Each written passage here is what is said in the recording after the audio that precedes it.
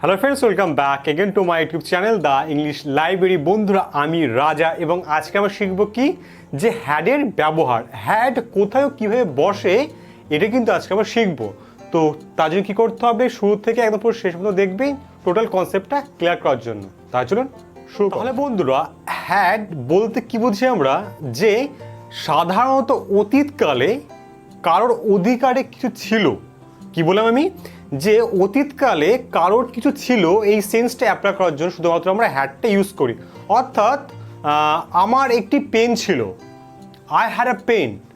আমার একটি সাইকেল ছিল, আই হ্যাড আ সাইকেল অথবা বাইসাইকেল। অথবা বলতে পারি যে আমার একটি ফোন ছিল, I had a mobile phone বা ফোন। ওকে, সো এইভাবে কিন্তু আমরা হ্যাড ইউজ করতে পারি। অর্থাৎ কারোর অধিকারে কোনো কিছু ছিল, অর্থাৎ অতীতকালে ছিল, এই সেন্সটা অ্যাপ্লাই করার জন্য আমরা হ্যাড ব্যবহার করি।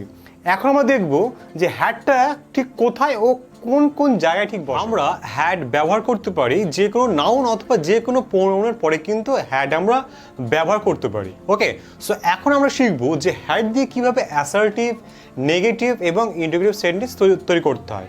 সো প্রথমে কী আছে, অ্যাসার্টিভ। অ্যাসার্টিভ সেন্টেন্স তৈরি করতে গেলে আমাদের প্রথমে দেখতে হবে যে স্ট্রাকচার। স্ট্রাকচারটা কী আছে, প্রথমে সাবজেক্ট, তারপরে হ্যাড, তারপরে অবজেক্ট। ওকে, এর এক্সাম্পল যদি দেখি কী হবে, যে আমার একটি সাইকেল ছিল, I had a bicycle. Okay, so next one is negative. Negative structure কী আছে, নেগেটিভ স্ট্রাকচার হচ্ছে প্রথমে subject, had not plus object. Okay, example, আমার একটি সাইকেল ছিল না, I had not a cycle. Okay, এরপরে হচ্ছে ইন্ডিকেটিভ। ইন্ডিকেটিভ স্ট্রাকচারটা কী আছে, প্রথমে হ্যাড, তারপর সাবজেক্ট, তারপর অবজেক্ট এবং তার শেষে অবশ্যই কোশ্চেন্স মার্ক। ওকে, সো এক্সাম্পল যদি দেখি আমরা, আমার কি একটি সাইকেল ছিল, হ্যাড আই আ বাইসাইকেল, তারপর কি আছে, কোশ্চেন মার্ক আছে। এইভাবে কিন্তু আমরা হ্যাড দিয়ে ইচ্ছা মতো কিন্তু সেন্টেন্স তৈরি করতে পারি এবং আমরা স্পোকেন ইংলিশের জন্য কিন্তু ব্যবহার করতে পারি।